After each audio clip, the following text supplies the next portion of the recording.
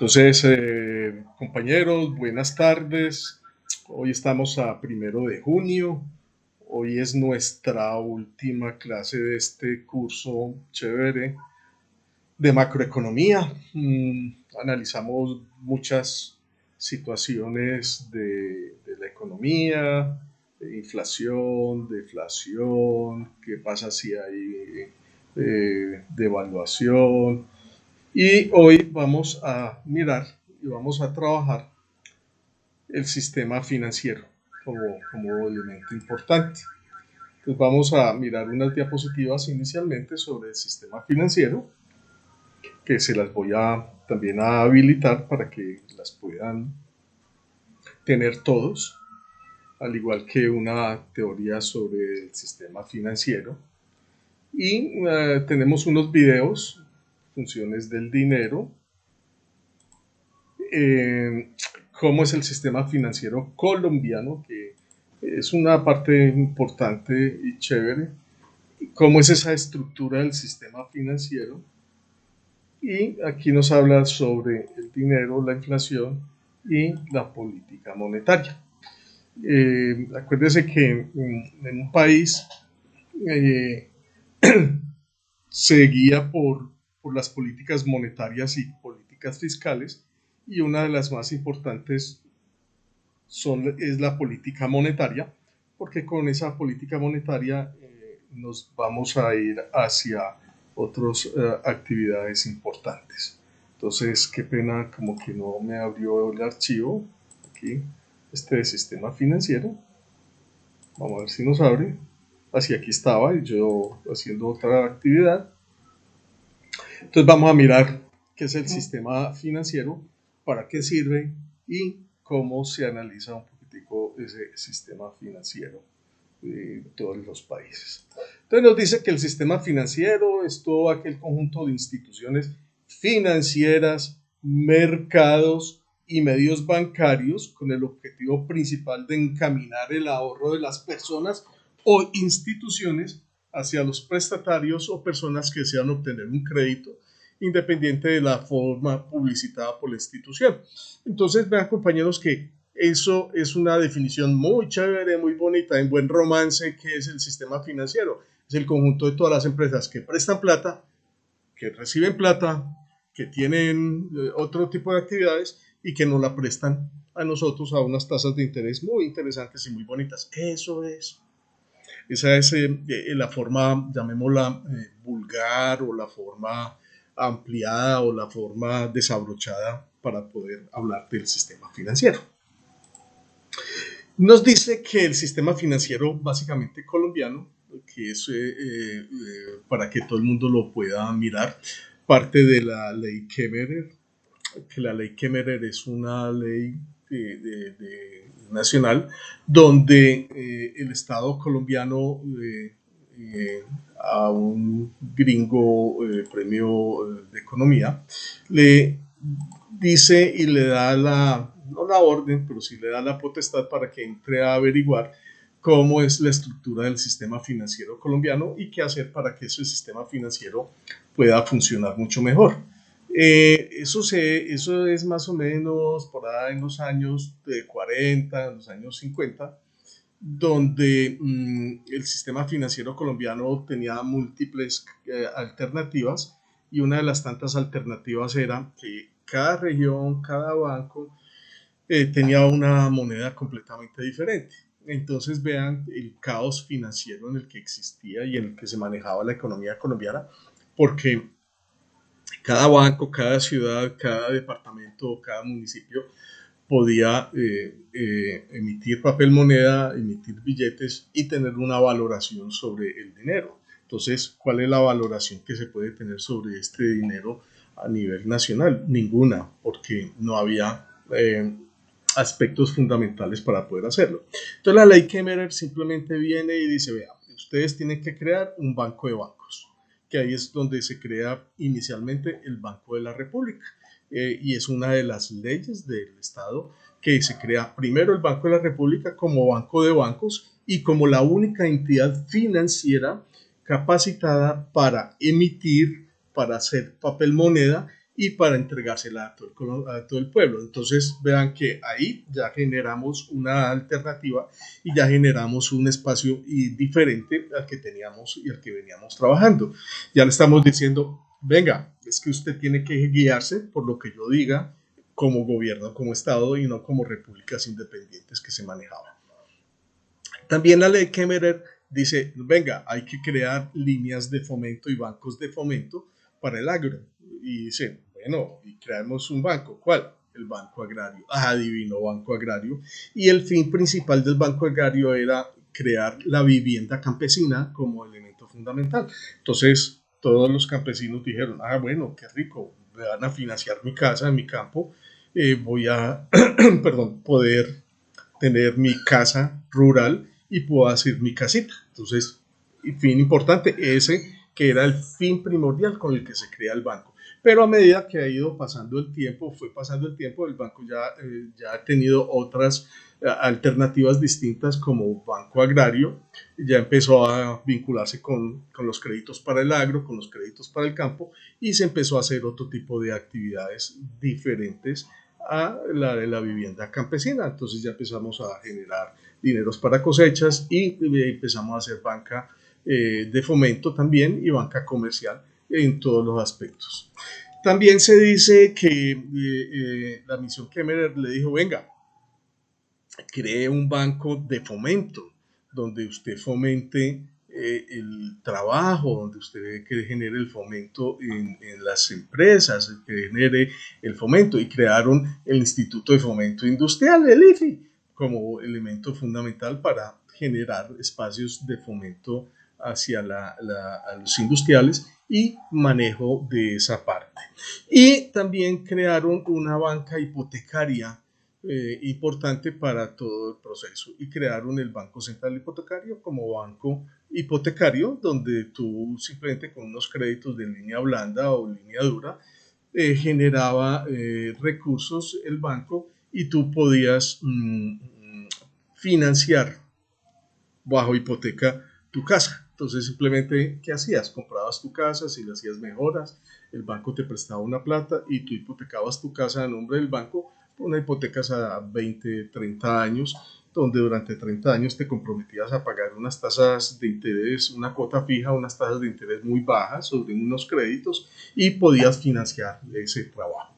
¿Qué hizo eso después? Esa banca hipotecaria se traslada en los años 60, 65, 70 hacia las unidades hacia las empresas generadoras de UPAC. ¿Qué fue la UPAC? La unidad de poder adquisitivo constante, donde cogían los recursos de ahorro de los ahorradores para invertirlos en vivienda. Entonces, mucha gente con el sistema UPAC consiguió vivienda, consiguió su casa, consiguió su apartamento, etcétera, etcétera, etcétera. Inclusive en el año de 1974, que Pereira fue sede de los Juegos Nacionales para la ciudad, que fue un espaldarazo importante y fue un golpe bueno para la ciudad, ese sistema generó que la ciudad empezó a crecer. Y aquí el barrio El Jardín, primera etapa y segunda etapa, sobre todo la parte alta del jardín, ahí se generaron las viviendas de los deportistas, la Villa Olímpica, que fue en ese momento donde se recibieron a todos los atletas de la ciudad del país. Entonces vean compañeros cómo el sistema UPAC sirvió hasta el año 2000 más o menos, donde el sistema se cae, se rompe su cotización, se rompe completamente la UPAC y pasamos de la DTF a la corrección monetaria. ¿Qué es ese paseo de DTF a corrección monetaria? Nosotros manejamos por depósitos a término fijo unas tasas de interés altas en ese entonces, pero eran estables, 23, 24% en los años 90, 95, más o menos. Y como en los años 90 ingresó mucha plata al país producto de economías ilícitas, economías subterráneas, eh, había mucho dinero en circulación. Entonces, ¿qué pasó con ese dinero en circulación? Que las entidades financieras se agarraron a prestarlo a unas tasas de interés muy bajitas y después dijeron, no, venga, es que ya la corrección monetaria ya es ilógica en el país porque hay mucha plata, hay mucho dinero en circulación, ya hay mucha, la economía está muy buena, entonces pasemos del DTF a la corrección monetaria. Y la corrección monetaria era básicamente el dinero o el valor que me pagaban a mí por los intereses para mis ahorros. Inclusive en las corporaciones de ahorro y vivienda recibían platas al 25, 26, 27% efectivo anual, que era una tasa interesantísima, buenísima. Entonces, si a mí me la reciben al 25 o el 26%, ¿a qué tasa de interés tengo que prestarla para que sea real mi negocio? Cuando uno habla de tasas de interés, más o menos uno dice, vea, si es el 24%, divídalo por 12, da el 2%, más unas colitas, da por ahí el 2, 3, 2, 4. Entonces no da el 24, sino que da el 26, 27, 28%.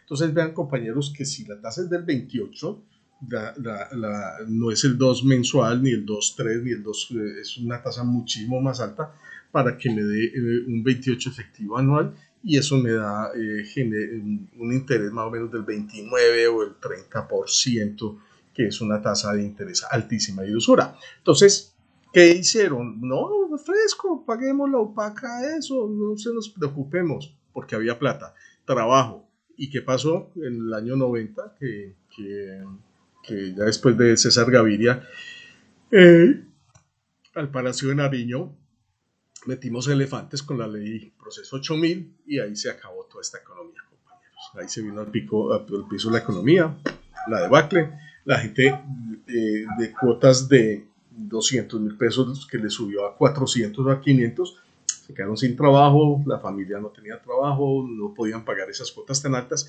y se vieron abocados a tener que devolver los inmuebles y a perder toda la inversión que tuvieron durante 10 años. Y eso, compañeros, es bastante complicado analizarlo desde ese punto de vista económico. Entonces, vean, compañeros, cómo el sistema económico colombiano ha cambiado mucho y ha evolucionado mucho durante los últimos años. Inclusive, que ahora lo tocamos cuando hablamos del desempleo, estamos en los niveles de desempleo del año 80, 85 más o menos, y analistas dicen que nos tomó 15 años llegar a un desempleo del 1%, perdón, de un dígito, que cómo nos va a costar ahora, después del COVID, para volver a llegar a un dígito de desempleo. Entonces, vean, compañeros, que la situación es complicada desde todo punto de vista financiero, económico, político, social, eh, que estamos viviendo hoy día con este COVID-19 que nos está afectando enormemente las finanzas del país. Entonces, dentro del sistema financiero colombiano tenemos varias entidades. Primero están los establecimientos de crédito, que nos dice que son instituciones financieras cuya función principal es captar moneda legal, recursos del público, ya sean depósitos a la vista, cuentas de ahorro, cuentas corriente, o a término CDT y CDATs para colocarlos nuevamente a través de préstamos, descuentos, anticipos y otras operaciones activas de crédito. Buen romance, reciben mi platica, me abren una cuenta de ahorros, de crédito, una cuenta de ahorros o una cuenta corriente y mi platica se la prestan a terceros para que ellos hagan alguna actividad productiva. Eso es básicamente lo que nos dice este campo aquí. Perdón. Eh, el sistema financiero colombiano, qué pena, está constituido por establecimientos bancarios, corporaciones financieras, compañías de financiamiento comercial y por corporaciones financieras. ¿Qué son los establecimientos bancarios? Dice que tienen la función principal de captar recursos de cuenta corriente bancaria, así como la captación de otros recursos a la vista o a término. con el objeto primordial de realizar operaciones. ¿Cuáles son los otros depósitos a la vista? Papeles fiduciarios que tienen las entidades financieras, letras de cambio, títulos, valores, títulos de otro tipo y otra cantidad de alternativas. También nos dice que las corporaciones financieras tienen por objeto la movilización de recursos y asignación de capital para promover la creación, reorganización, fusión, transformación y expansión de cualquier tipo de empresa, así como para participar en su capital, promover la participación de terceros, otorgarles financiación y ofrecer servicios financieros que contribuyan a su desarrollo. Entonces vean, compañeros, que las corporaciones financieras casi tienen el mismo fin de un establecimiento bancario. La diferencia es que ellos reciben, captan recursos, pero no tienen cuentas corrientes o cuentas de ahorros para los ahorradores. Entonces ellos simplemente captan recursos, entregan una tasa de interés y ese recurso, ¿qué hacen con él? Lo llevan al banco y lo meten otra vez al establecimiento bancario y lo convierten otra vez en dinero circulante. Eso es básicamente lo que hacen una corporación financiera. Las compañías de financiamiento dicen que su función es captar recursos del público con el propósito de financiar la comercialización de bienes y servicios o realizar operaciones de arrendamiento financiero o de leasing. El leasing es un arrendamiento financiero, compañeros, en el cual uno se compromete con la entidad a devolver el bien o a comprarlo apenas pase determinado periodo de tiempo. El leasing básicamente se utiliza y se usa para vehículos, que es donde más hay procesos de leasing. ¿Y cuáles son los vehículos que más entran en el leasing? Maquinaria pesada, retroexcavadoras, motoniveladoras, aplanadoras y todo ese tipo de maquinaria que se necesita para la construcción. ¿Y por qué ese tipo de maquinaria? Porque primero es muy costosa y segundo no es maquinaria que se utilice todos los días en nuestro sistema financiero y dentro de nuestro sistema. Entonces, ¿quiénes son los que utilizan esas maquinarias? Por ejemplo, las empresas hoy que están haciendo las vías de quinta generación, que ellos simplemente compran las maquinarias, las arriendan, pagan un leasing y dentro de 3 años que termine el funcionamiento, la máquina está BM, vuelta porquería, la devuelven y le dicen, aquí está la maquinaria, se la estoy devolviendo, señor banco, usted verá qué va a hacer con esa maquinaria. Entonces le dicen, ¿usted quiere comprarla? Le dicen, uy, yo voy a comprar eso.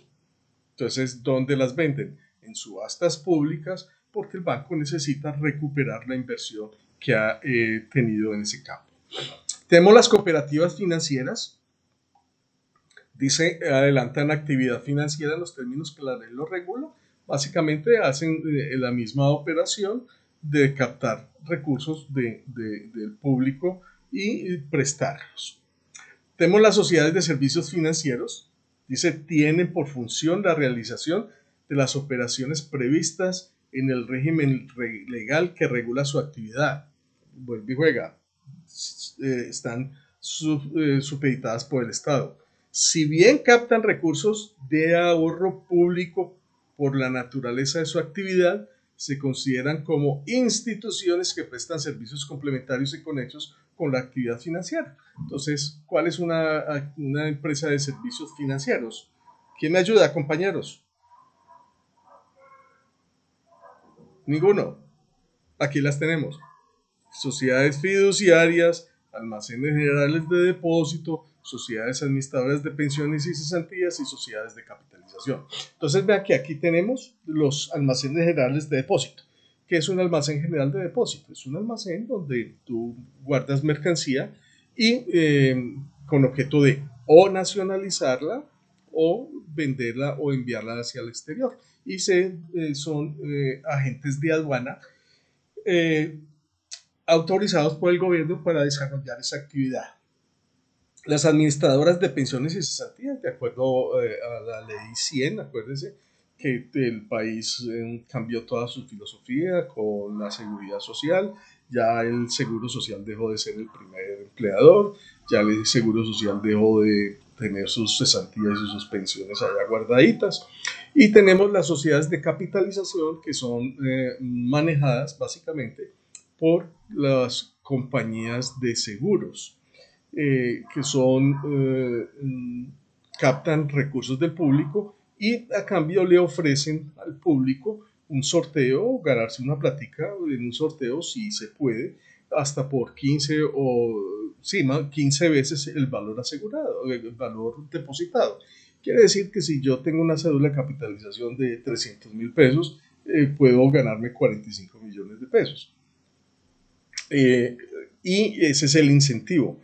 ¿Qué pasa? Que al finalizar el periodo de tiempo, un año, me devuelven el capital que yo he guardado. Si he guardado 300.000 pesos, me devuelven 3.600.000, perdón, 12 por 3, 36, y me devuelven mis 3.600.000, con los cuales ellos trabajaron durante un año, pero me los devuelven. ¿Ganan intereses? Ninguno, porque no ganan platica estas operaciones. Simplemente sirve como una alcancía muy prestigiosa, y que me devuelven la plata al final, porque yo puedo guardar plata de dos formas: o la meto debajo del colchón, la meto en una cuenta de ahorros, o hago otro tipo de actividad. Y ahí es cuando me dicen: venga, traiga su platica a la Corporación de Ahorro y Vivienda fulanito, y le damos una tasa monstruosamente grande del 1% de efectivo anual. Usted dice: nada, eso no es nada, compañeros. Qué tristeza, pero es la realidad del momento. Eh, Absolutamente nada de nada nos entrega a nosotros esas cuentas de ahorro. Ok, sigamos. Dice también, dentro de todo este paquete están las entidades aseguradoras. Dice que sujeto a la realización de operaciones de seguro bajo las modalidades y los ramos facultados expresamente por la superintendencia bancaria. Dentro de estas tenemos compañías aseguradoras, que son las compañías de seguros, compañías de reaseguros y cooperativas de seguros. También dentro de estas entidades aseguradoras tenemos los intermediarios de seguros y reaseguros, que pueden ser corredores de seguros, agencias de seguros, agentes y corredores de reaseguros. Un corredor de reaseguros es un broker donde maneja con muchas compañías de seguros de los seguros de sus clientes. Puede trabajar con 10, 15 o 20 compañías. Una agencia de seguros también puede trabajar con varias compañías, pero por lo general trabaja con una o con dos, porque el volumen que mueve, aunque es significativamente bueno, lo puede trabajar con dos o tres compañías. Un agente de seguros es una persona natural que pertenece a la organización, que es parte de la nómina y es el encargado de vender solamente los productos de su empresa. Se ve en otros casos. Corredores de reaseguros es una compañía o son empresas que se encargan de asegurar al asegurado. Me explico. Yo, como compañía de seguro, aseguro a Eduardo Bonilla contra todo riesgo por muerte. Y apenas me lo aseguran, yo le vendo ese seguro a una tercera compañía, que es un reaseguro, que va generando utilidades. En última instancia, los que terminan pagando la mayoría de los siniestros son las compañías reaseguradoras, que yo puedo tener un reaseguro en las Islas Fiji, y ellos me aseguran a mí por $1, y eso es lo que yo valgo para las Islas Fiji, $1. Y a medida que van evolucionando, cuando suceda el siniestro, van recogiendo plática de todos los reaseguros. Es un gremio muy interesante, una parte muy chévere. Yo trabajé con ellos, compañeros, con los seguros, trabajé bastante ratico. ¿Qué son los medios de pago? Un medio de pago son todos aquellos instrumentos que sirven para intercambiar por bienes y servicios y para cubrir las obligaciones. Entonces, básicamente, un medio de pago es ¿qué? Platica, compañeros, de instrumentos, billetes, monedas, billetes, papeles fiduciarios, que los intercambio por bienes y servicios. Cuando yo intercambio un bien y servicio, simplemente que estoy sacando un billetico para pagar mis obligaciones. Dice que masa monetaria es la totalidad de dinero que circula en la economía. Entonces, toda la plata que hay en el sistema financiero en la economía de un país se llama masa monetaria, que está representado en billetes, en monedas, en títulos valores, en certificados de depósito a término.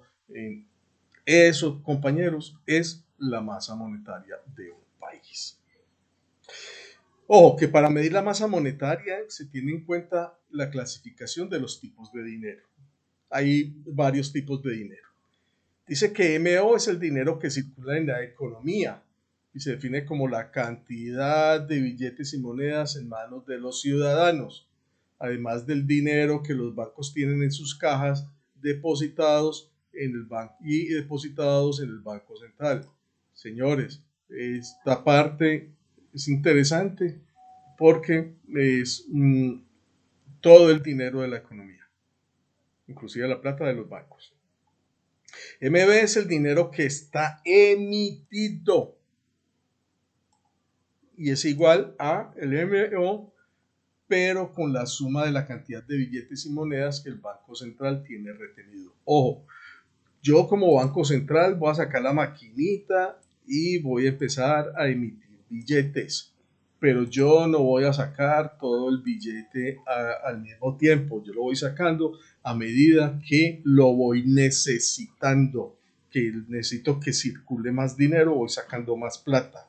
Y ahí es cuando nos dice que se llama MB.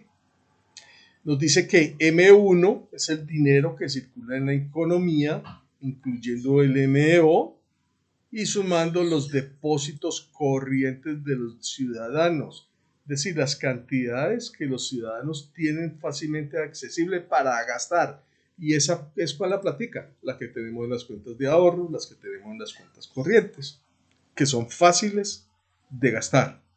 No los certificados de depósito, porque un certificado tengo que esperar a que se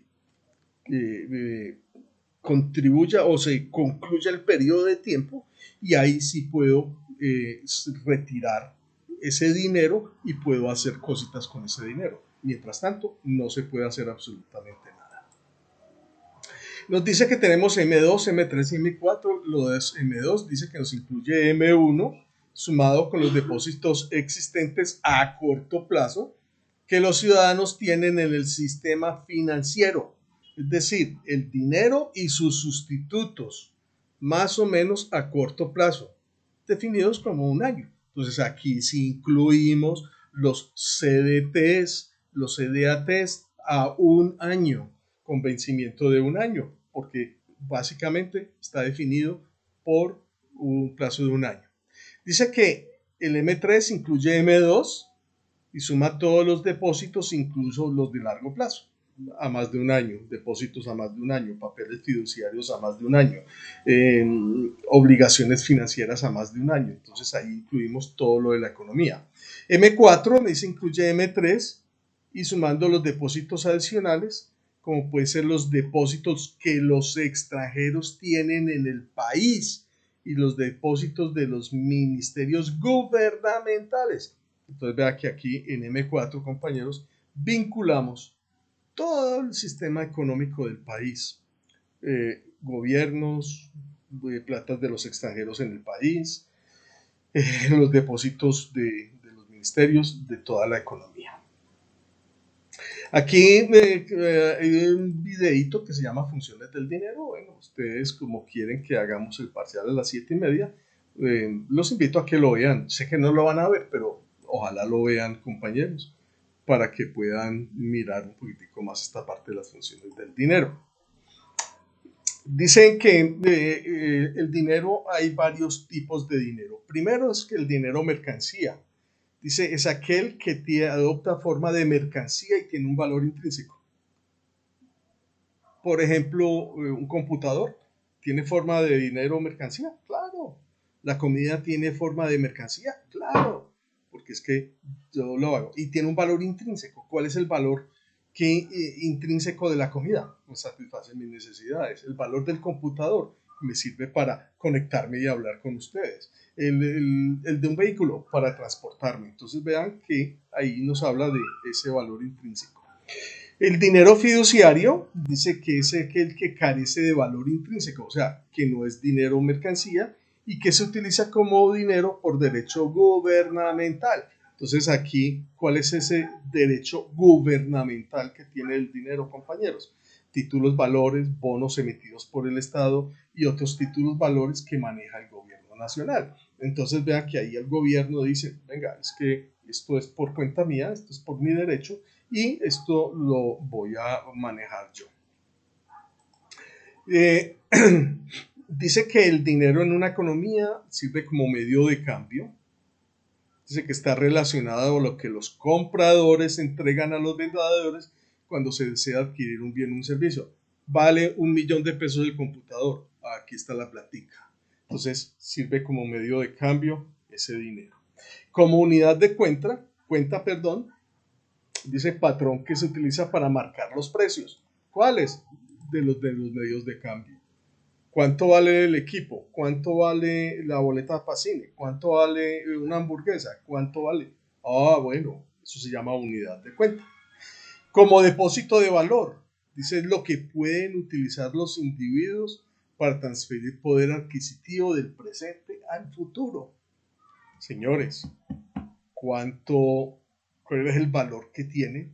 ¿Cómo vamos a transferir ese depósito o ese valor a los individuos para transferir ese dinero?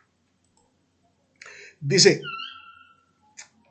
el banco interactúa en la regulación de la base monetaria y nos dice que la base monetaria es el efectivo en manos del público más las reservas bancarias. Acuérdense que los estados, los gobiernos tienen reservas bancarias, tienen reservas internacionales y esas reservas bancarias son las que tienen en sus bóvedas esperando que exista o se necesite para reactivar un proceso económico o reactivar ciertos sectores.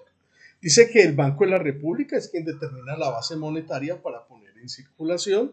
La prioridad del banco es el control de la inflación, que seguimos hablando de inflación, porque básicamente es uno de los fenómenos económicos más graves.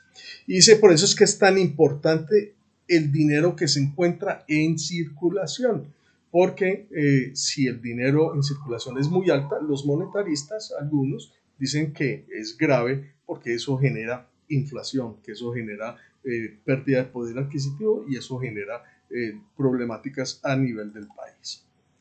Aquí hay un video que se llama Funciones del Banco de la República, allá lo tendrían ustedes compañeros para verlo.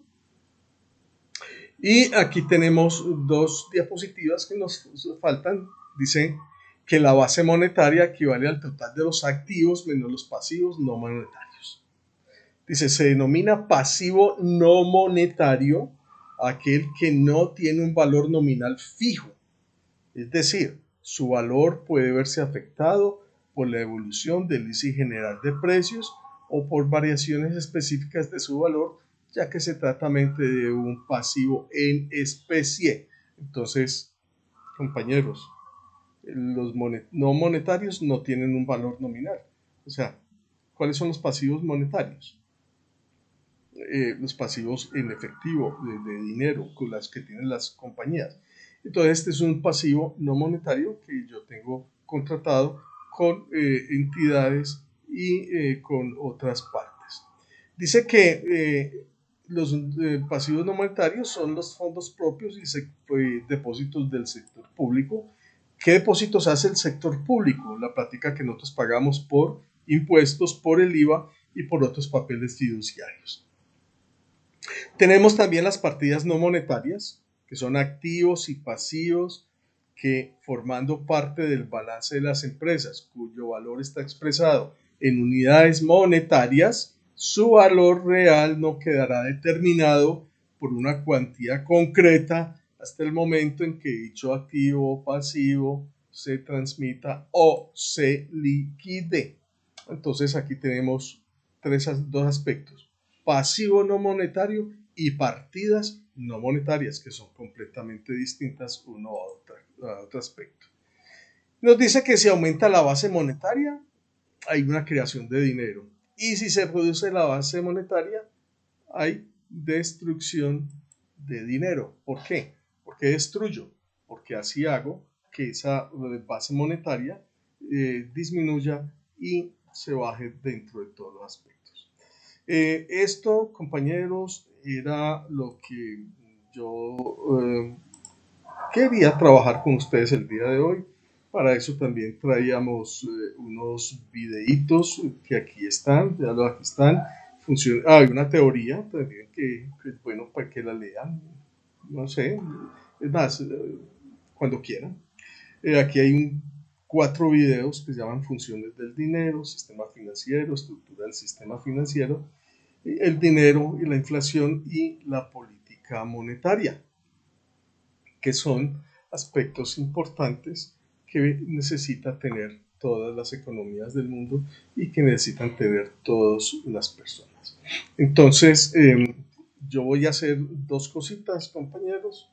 Eh, Marisol, ¿entró o no entró?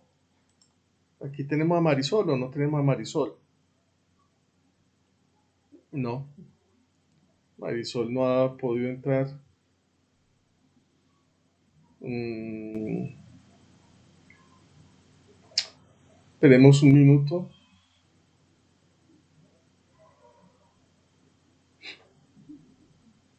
Mm, Mariana Cifuentes, ¿ya llegó Mariana Cifuentes? Sí, sí. Es que estoy viendo aquí que estabas en una reunión, pero ya llegaste, gracias a Dios. No importa.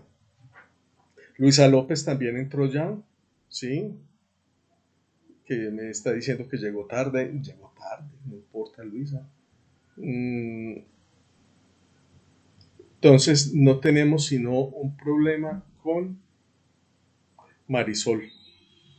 Entonces, vamos a Entonces, ¿qué vamos a trabajar, compañeros?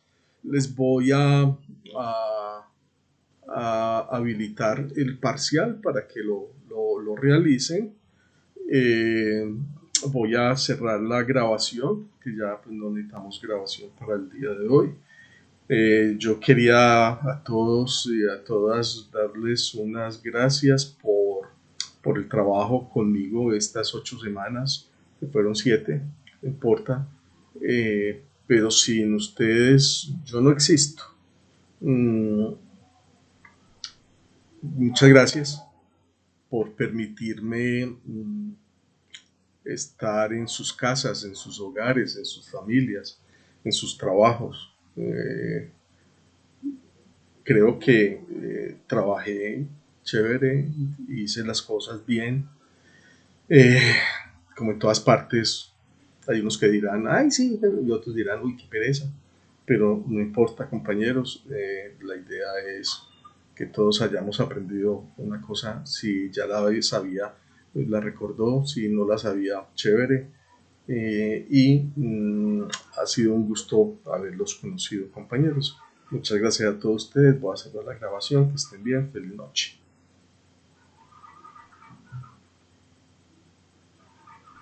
No, señora. A ustedes con mucho gusto. Muchas gracias.